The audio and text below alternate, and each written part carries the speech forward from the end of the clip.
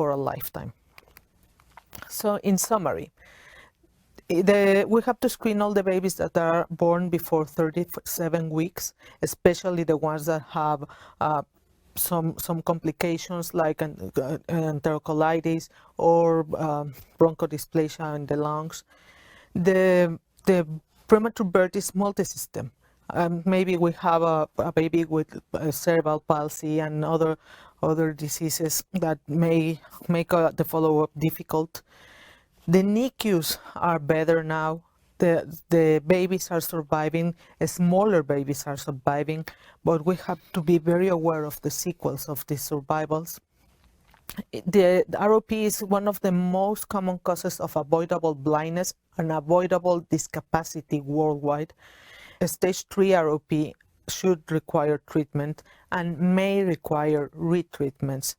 And the diagnosis can vary from country to country, especially because of the differences between the NICUs. And even though laser is the current standard of care, it's rapidly turning to anti-VEGF, that is a treatment that is less mutilating. So there are 5 things that Harvard Business School suggests to change a technique, either if it's a kitchen recipe or how you build a motor or how you build a house. But these are the 5 key points they mentioned, that it has the same or better results than what you were doing, that is accessible, that is available, that has better cost or is cheaper, and that the learning curve is smaller. And apparently the anti-angiogenic therapy has the 5 to be a therapy that eventually may substitute or be a preferred therapy over what we are doing at this time. Thank you, Professor Martinez. I'm sure we will come back to many of these points during our discussion later on. Before that, I would now like to present the last topic of the day and share some evidence of the latest anti-VEGF studies in ROP with you. So this last talk of today's presentation will be on clinical research studies on anti-VEGFs. These are my financial disclosures, and this is a slide that you have seen previously during the talk from Professor Martinez. We basically have 3 therapy options for ROP: cryotherapy, which we don't really use anymore, laser therapy, which has been the standard of care since the 1990s, and surgery which we would ideally like to avoid if possible. So since the 1990s, the most frequent treatment used for ROP has been laser therapy.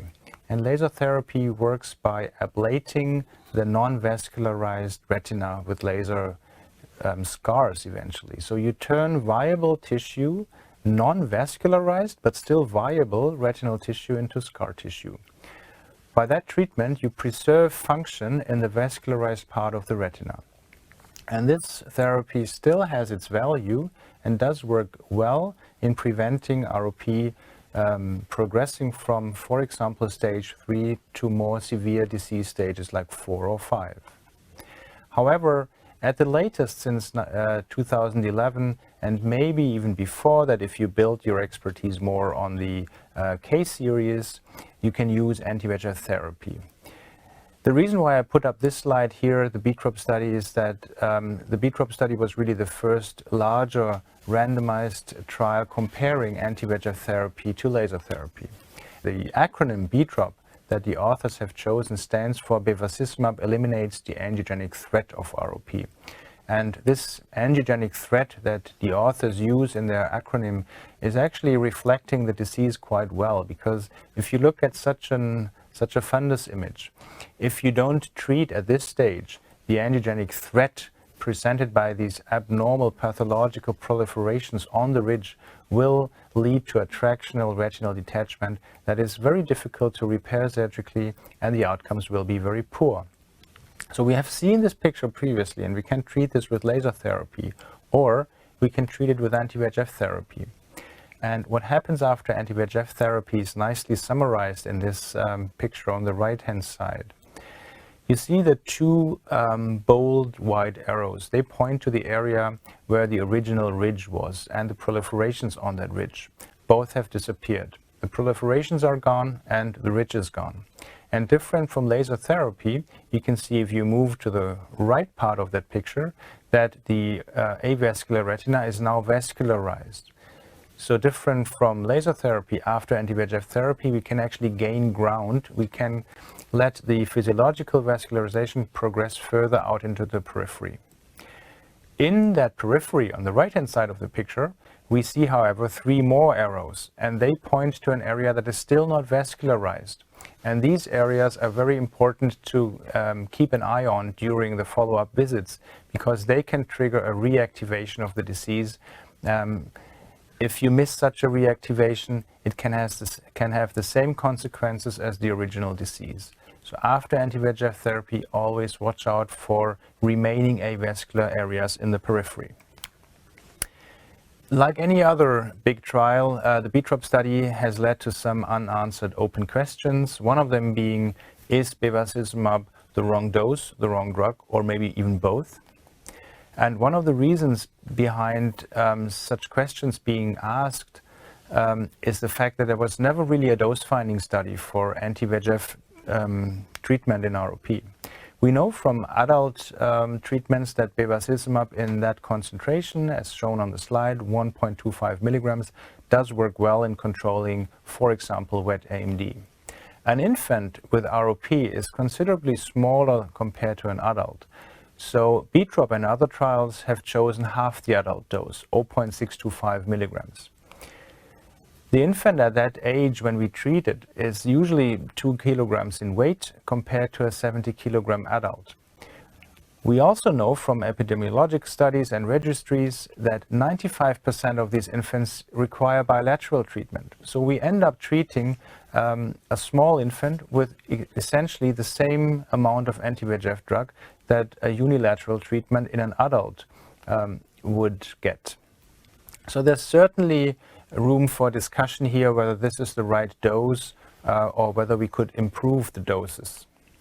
But this is the dose that BETROP has used and other studies before and after BETROP as well. Another open question is the question about systemic safety. We know from adult studies and also from ROP studies that if you inject bevacizumab into an eye, it gets into the circulation and it suppresses VEGF not only in the eye but also in the circulation. And this is data from an ROP infant, or from more than one ROP infants. They were treated with a single intravitreal bevacizumab injection, and the graph shows the systemic VEGF levels that drop significantly, not only over a day or two, but over weeks. And whether or not that affects organ growth and development in such an infant is currently unknown. So different from adults, where we have this nice pyramid from preclinical research through phase 1 and phase 2 to phase 3 trials, we didn't have that in ROP infants. We jumped right in the middle of that pyramid with treatment. We know that it works, but we're not sure whether it's the perfect treatment. This was one of the reasons why in Germany and other countries there were ROP registry developed. In Germany we have the RetinaNet ROP registry since 2012. We collect treatment patterns and we look at outcomes after ROP treatment. We have several centers contributing to this, and we have now over 300 eyes that we can analyze. By far, this is not covering all of Germany. We expect we estimate that we cover probably 10 to 15% only of treated infants in Germany. Nevertheless, we can draw some conclusions of these treated infants that we have in the registry. We can look at gestational age and postmenstrual age at treatment. We can also look at treatment patterns and how they change over years. On the right-hand side of this slide, you can see the years from 2011 to 2015. And at least in Germany, the laser bar shown in gray here was the largest bar in all these years. But if you look at 2014 and you combine the two anti-VEGF treatments, bevacizumab in pink and ranibizumab in blue, this was actually more than the laser treatment. So there's certainly a shift in the treatment paradigm. It then reversed slightly again in 2015, and we're currently looking at the data 2016 and onwards to see how that trend developed further in the following years.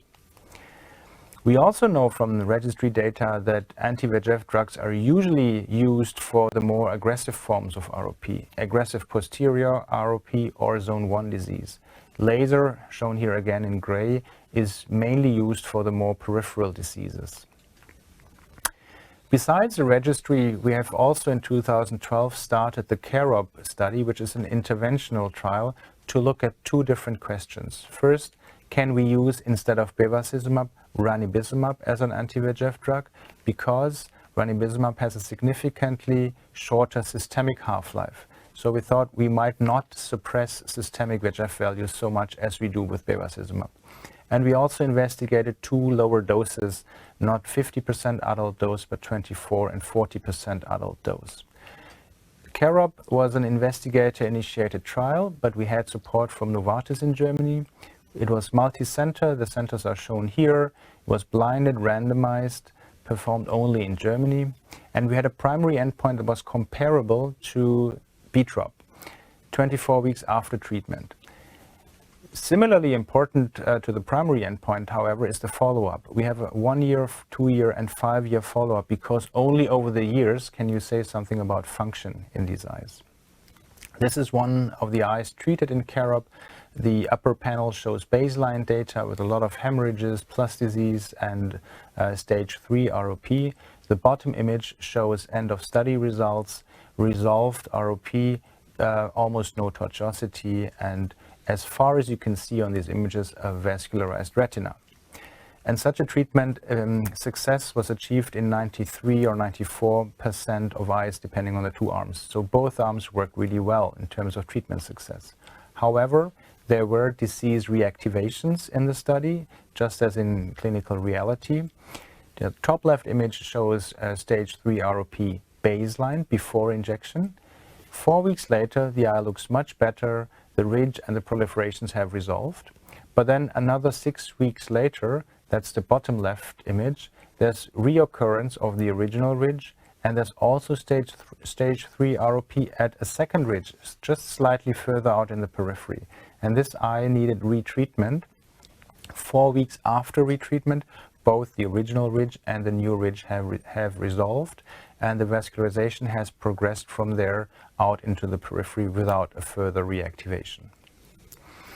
Coming back to safety, I showed you the left-hand part of that slide previously for bevacizumab. In CAROB, we found no such systemic suppression of VEGF levels. We found quite some variability from infant to infant, but no systemic suppression of VEGF levels. However, after CAROB, we were still missing an important part. We still had no phase 3 trial that compared anti-VEGF treatment to standard of care laser treatment. And that's where the Rainbow study came in. Rainbow was published in October 2019 and was the first global trial on ranibizumab in ROP. It enrolled over 200 patients from over 80 centers worldwide, and it had 3 arms, ranibizumab in 2 different doses, and comparing this to laser therapy. This is the trial diagram, which you can look up in the paper. We had different regions that were analyzed because it was a global trial, region 1, region 2. They were differentiated by the rate of neonatal mortality, reflecting the neonatal care. We had, obviously, because it was a global study, different ethnic backgrounds, so not just a trial done in Europe or the US or any other part of the world, but truly a global study. And these are the results from Rainbow. The 2 important parts here are circled in red. First, treatment success rates were 80% in ranibizumab 0.2 milligram, 75% in 0.1 milligram ranibizumab, and 66% in laser. Now, why is this lower compared to CAROB, where we had over 90% success rate? The definition of treatment success in Rainbow was quite strict. First of all, infants had to survive until the primary endpoint. Any infant who died before the primary endpoint was counted as missing the primary endpoint. Obviously, infants could not have any active ROP at the primary endpoint and no treatment except study treatment. But They could also not have any unfavorable structural outcome. So macular folds or macular dragging, any morphological changes that might affect long-term visual acuity were counted as missing the primary endpoint. So quite a conservative approach when it comes to interpretation of the primary endpoint success criteria. And that last part, these unfavorable structural outcomes, they were found significantly more often in the laser therapy arm compared to the ranibizumab 0.2 milligram arm. The odds ratio was then 2.19 in favor of ranibizumab over laser therapy. The p-value was 0.0507, so just marginally missing that important 0.05 threshold that we all consider as clinically significant. The interpretation of such a p-value is difficult. There is a Lancet publication that helps us in interpreting such a p-value, and it says p 0.049 and p 0.051 carry essentially the same information, but in view of the misguided but seemingly inevitable wish to interpret them differently, some extra doubt can be expressed. And that extra doubt was expressed in the publication by the fact that we wrote ranibizumab might be superior to laser therapy. We cannot say it is superior because it slightly missed the p-value of 0.05, but it might be superior to laser therapy. The odds ratio and the treatment success rates speak very clearly in favor of ranibizumab certainly not being inferior to laser therapy. Coming back to safety, the VEGF values in all three groups were distributed, again, from individual infant to individual infant over a wide range, but they were not systemically suppressed, similar to the CAROB results. This led to an approval for ranibizumab treatment by the European Medicines Agency in September 2019 for Zone 1, Zone 2 disease and aggressive posterior ROP. And we can conclude from the RAINBOW trial that a treatment success rate of 80% can be achieved with ranibizumab 0.2 milligram, over 66% with laser. Infants treated with ranibizumab 0.2 milligram were twice as likely to achieve treatment success versus laser, and this was considered clinically relevant. Ranibizumab 0.2 milligram was well tolerated in patients with ROP, and the safety profile was as expected in a preterm population. The adverse events were distributed evenly amongst the three groups. RAINBOW was the first study to report also pharmacokinetics and systemic VEGF data, and very importantly, it has a 5-year extension study ongoing to give us functional results over the coming years. One slide on outlook. We are looking forward to seeing the RAINBOW extension results, which will show us the functional details. At the same time, documentation in ROP registries must continue because we all know controlled clinical trials are one thing, but we have to also pick up the real world data and see what happens in a more diverse clinical setting. To summarize overall, you can still use laser treatment to treat ROP. It's still a valuable tool, and it's always an individual decision whether to use laser or anti-VEGF therapy. If you use anti-VEGF therapy, you can gain ground, you can let blood vessels grow into the periphery. If you choose to use bevacizumab, you have to be aware of the fact that you suppress systemic VEGF in these infants. If you use ranibizumab, you do not suppress systemic VEGF while having good success rates in the eye. And ranibizumab is now approved for ROP treatment. No matter which anti-VEGF drug you use, always please watch out for these avascular retina areas because they can trigger reactivations, and it's nothing that is a disaster if it happens, but you have to pick it up and you have to treat it if there's a reactivation of the disease. It can be treated by either a re-injection or by sequential laser therapy. So with that, I would like to begin our discussion and would like to first ask Professor Marlow, what is your idea on the ideal relationship? How should a neonatologist and an ophthalmologist interact when it comes to ROP screening and treatment?